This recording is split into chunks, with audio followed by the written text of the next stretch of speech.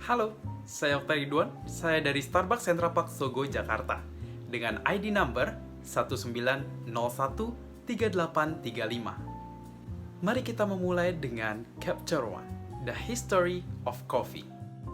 Kisahnya dimulai ratusan tahun yang lalu.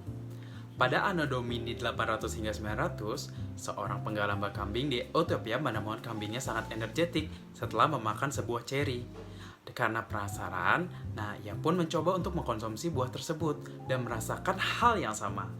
Kejadian itu pun diketahui oleh seorang biarawan, yang pada akhirnya mencoba untuk menghancurkan buah ceri tersebut menjadi sebuah bentuk bubuk dan ditambahkan air panas.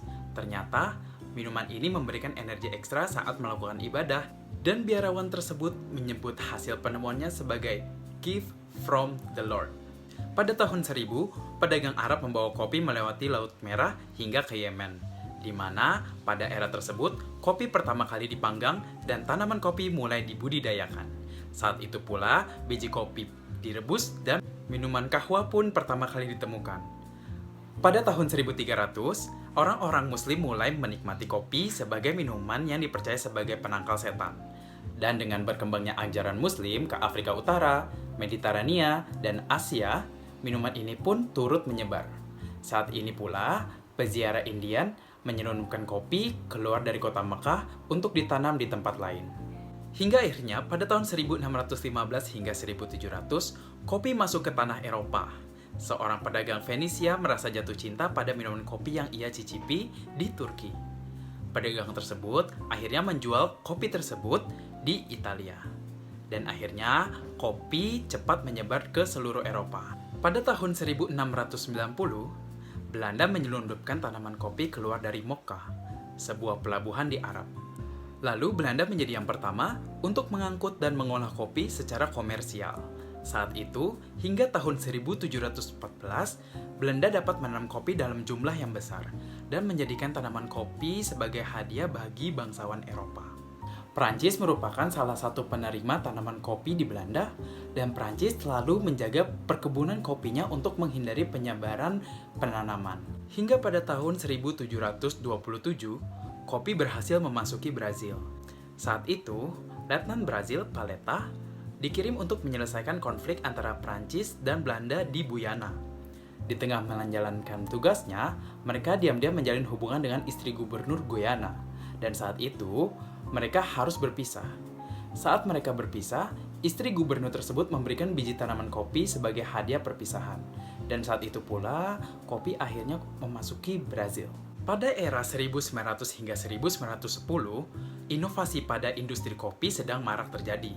Dan pada saat itu pula, ditemukan sebagai kemasan vakum, yang digunakan sebagai menjaga kesegaran kopi.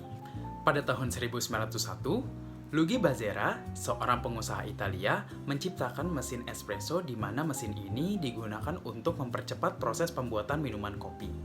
Menggunakan kertas sekolah anaknya, seorang ibu rumah tangga asal Jerman akhirnya menemukan cara baru untuk membuat kopi dengan rasa pahit yang lebih sedikit. Pada 1908, beliau adalah Melita Benz. Pada saat itu, ia mengakali kertas sekolah anaknya sebagai filter kopi yang dapat mempercepat waktu kontak antara kopi dan air panas, sehingga tidak terjadi adanya ekstraksi yang berlebihan.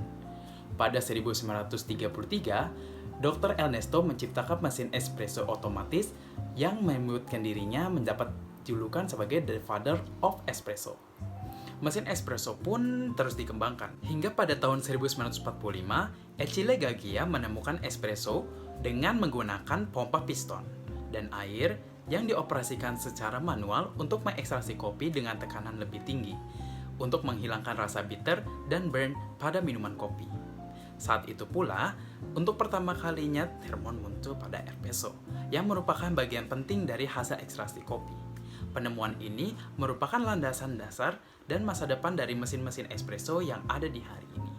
Pada tahun 1966, seorang putra dari roaster Belanda, Alfred Pitt, membawa caranya memanggang kopi ke Amerika Utara. Ia dikenal dengan menyebarkan selera akan dark roast coffee pada kondisi yang dinilai lebih kaya akan rasa. Hingga pada akhirnya, Alfred Pitt bertemu dengan Jerry Baldwin, Zeph Ziegel, dan Gordon Bowker, dan mengajarkan gaya roasting miliknya. Saat itulah, ketiga pemuda tersebut akhirnya menjadi founder dari Starbucks dan membawa gaya roasting lebih gelap ke Seattle. Dan pada akhirnya, Starbucks membuka gerai pertama mereka di Pike Place Market pada 1971. Terima kasih. Ini akhir dari Capture One The History of Coffee. Saya Okta Ridwan dari Starbucks Central Park Sogo, Jakarta dengan ID number 19013835.